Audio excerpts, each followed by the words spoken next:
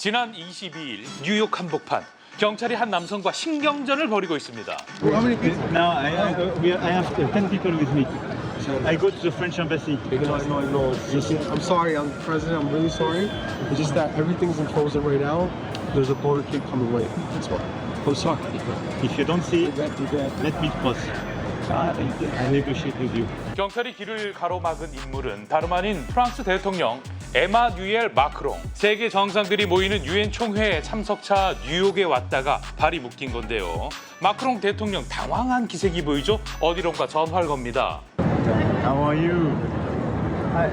Guess what? I'm waiting in the street because everything is frozen for you. 그가 농담 섞인 불평을 건넨 인물은 트럼프 대통령. 세계인들은 마크롱이 화낼 만도 한데 재치 있게 넘겼다면서 칭찬과 함께 웃어 넘겼는데요. 그러나 단 한 곳, 이 해프닝을 결코 웃어 넘기지 못한 나라가 있습니다. 바로 프랑스입니다.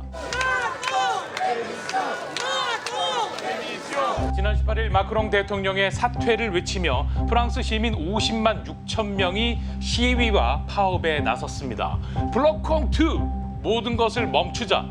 이번 프랑스 시위의 슬로건인데요. 사회 전반을 마비시켜 정부에 맞서겠다는 강력한 저항 의지가 담겼습니다. 철도와 지하철 파업으로 러시아워를 제외하면 열차 운행이 거의 멈췄고 학교와 어린이집, 약국까지 문을 닫으면서 프랑스는 사실상 마비 상태에 빠졌는데요. We feel like our voices aren't being heard. C'est de la provoque pure, c'est du foutage de gueule, si je me permets. 일터와 생활을 멈춘 시민들은 거리에 나와 목소리를 냈습니다. 이날 프랑스 전역에서 발생한 집회만 700여 건. 처음엔 광장에 모여 구호를 외치며 평화롭게 시작했죠. 그러나 일부 시위대가 거리 곳곳에 불을 지르고 경찰을 향해 쓰레기통을 던지거나 약탈하면서 시위의 긴장감이 고조됐습니다. Attention, vous participez à un attroupement. Je vous demande de vous disperser et quitter les lieux. Dernière sommation, obéissance à la loi, nous allons faire usage de la force. 해산 명령이 떨어지기 무섭게 최루탄이 터져 나옵니다. 도로를 점거하려는 시위대와 이를 막으려는 경찰이 몸싸움을 벌입니다.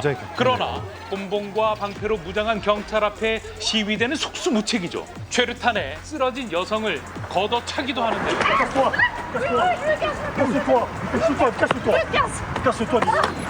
이날 하루 시위 진압을 위해 투입된 경찰 병력이 무려 8만 명. 체포된 시민만 300명이 넘습니다. 경찰의 강경 진압 속에 무너져 내리는 인권. 프랑스 시민들은 대체 무엇을 위해 거리에 나온 걸까요?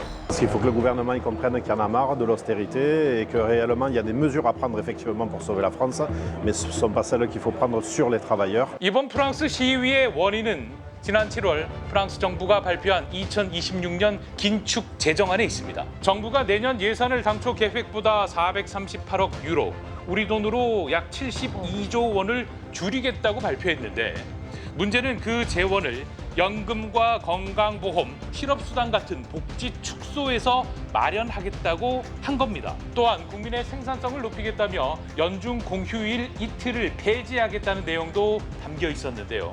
이 가운데 특히 프랑스 국민들의 분노를 폭발시킨 조치가 있다고요. 프랑스에서 이렇게 공부를 하고 이제 사회생활을 하면서 느끼게 된 일은 참 이 사람들은 더 일하고 덜 받는 걸 정말 싫어하는 사람들이라는 인상을 많이 받았습니다.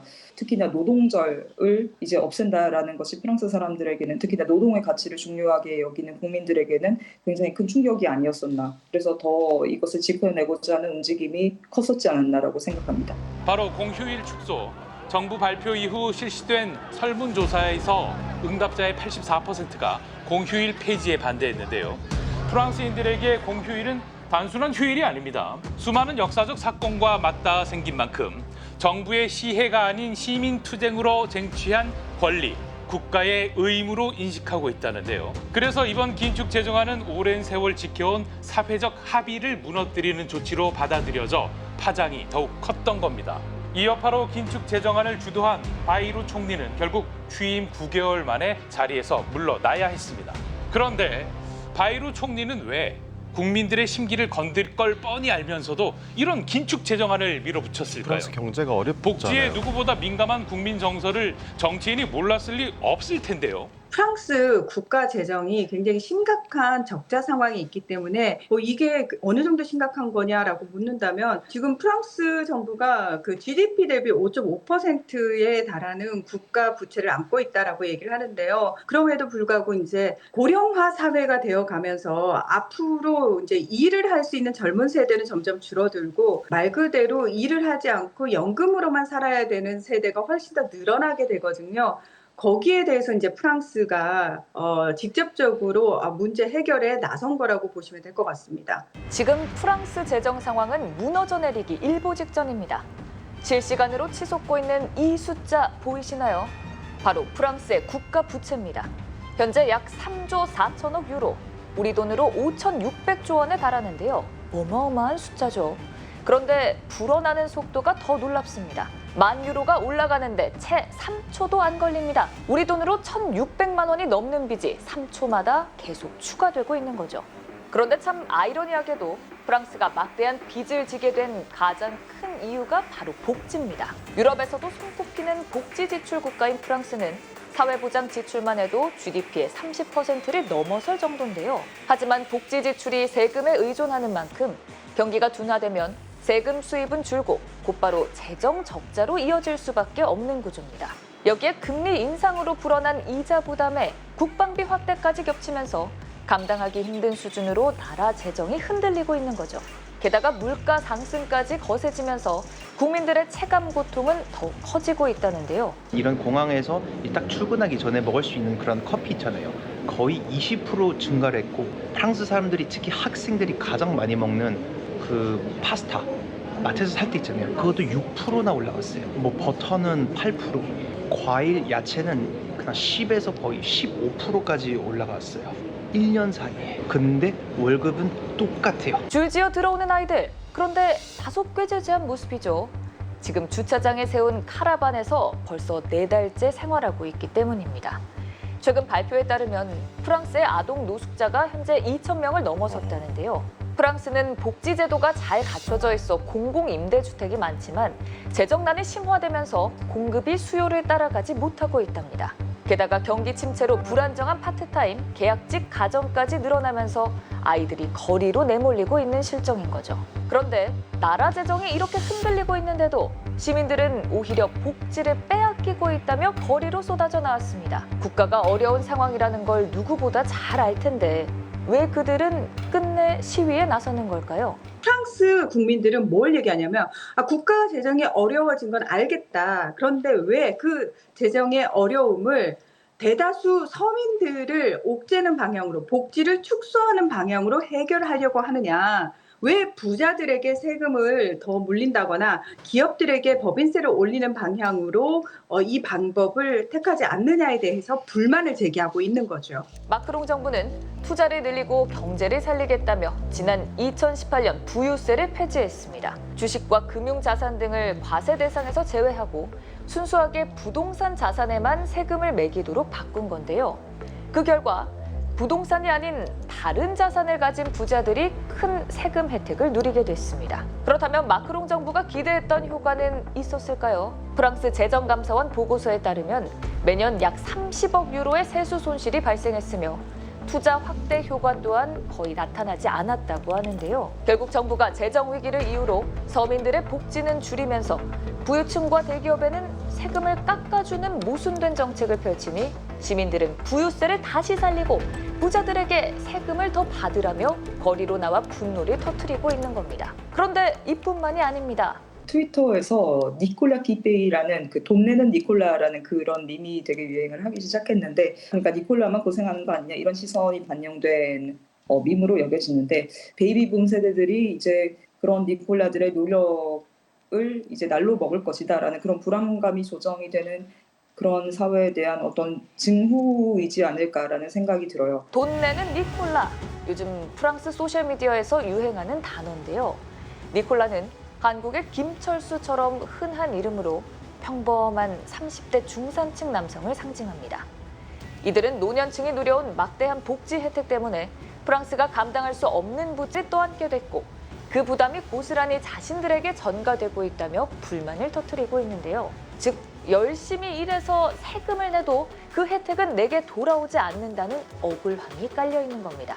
이번 시위는 부자만 챙기는 정부에 대한 분노와 더불어 세대 간의 불만까지 함께 터져 나온 건데요. Le message, il est clair, c'est de bloquer l'économie et de dire qu'il faut aller chercher l'argent là où il est pour que l'ensemble de la population puisse mieux vivre au quotidien. 최근 국제신용평가사 피치는 분열된 정치 상황과 연이은 시위를 이유로 긴축은 불가능하다며 프랑스의 신용 등급을 낮췄습니다. 이렇게 되면 투자자들은 위험성을 더 크게 보고 국채 이자를 높게 요구하게 됩니다.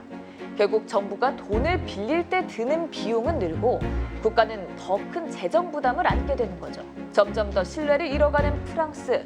일각에선 IMF 구제금융 얘기까지 흘러나오고 있습니다. 천문학적으로 불어난 프랑스의 국가 부채. 과연 해결책이 있을까요? 지금 프랑스 내에서 그러면은 구체적인 해결 방법으로 무엇을 할 것이냐? 초고소득층, 소위 말해서 자산이 우리나라 돈으로 1,640억 원이 넘는 사람들에게 그 2% 세금을 물리자는 일명 주쿠만세 도입을 주장하고 있거든요. 프랑스의 약 그 0.005%에 해당하는 1,800가구가 여기에 해당을 한대요. 그래서 2% 세금을 이 사람들한테 물리게 되면은 27조 원에서 33조 원 정도의 세수를 걷어들일 수 있다라고 이야기를 하거든요. 그래서 저는 두 가지가 관건이라고 생각을 합니다. 의회에서 과연 이 주쿠만세에 대해서 통과를 시킬 것이냐. 그리고 마크롱 정부가 정말 의지를 가지고 국민들과 소통할 것이냐. 저는 그 두 가지가 지금 프랑스 문제를 해결할 수 있는 관건이 아닐까 싶습니다. 사실 이런 모습은 프랑스에서 낯설지 않습니다.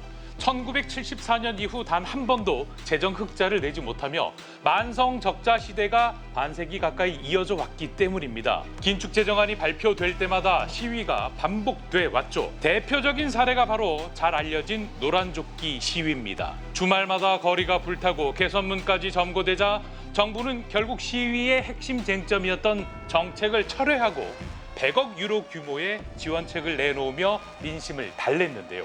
하지만 마크롱 대통령은 포기하지 않았습니다. 이후 연금 개혁을 추진했는데요. 하지만 그 대가로 6주 동안 나라 전체가 마비될 만큼 극렬한 시위가 이어졌습니다. 정부도 쉽게 굴복하지 않았지만 결국 시민들의 거센 저항을 끝내 꺾지는 못했죠. 이처럼 프랑스의 재정은 줄곧 어려움에 직면해 왔고 개혁 시도와 시위 그리고 정책 철회가 끝없이 반복돼 왔습니다. 그 결과가 지금의 상황으로 이어진 건데요. 극심한 재정난 속에 갈수록 깊어지는 정치적 갈등까지. 과연 프랑스는 이 거대한 위기를 넘어설 수 있을까요? 그 답은 어쩌면 프랑스 정부와 국민 스스로가 가장 잘 알고 있을지도 모릅니다. 네, 먼 나라 얘기지만 고령 사회에 도달한 우리나라의 과제가 또 투영돼 보이기도 했습니다. 일단 근데 지금 굉장히 갈등이 심각한 상황이니까 여행을 앞둔 분들도 있잖아요. 좀 조심하셔야 되겠습니다. 네. 예. 지금 프랑스뿐 아니라 영국과 독일 등에서도 반정부 시위가 이어지고 있다고 하는데요. 예. 과격한 시위의 경우에는 거리와 상점이 파손되기도 하고 관광객을 위협하기도 한다고 합니다. 그러니까 유럽 여행 계획하시는 분들은 현지 상황을 꼼꼼하게 살펴보셔야겠습니다. 예.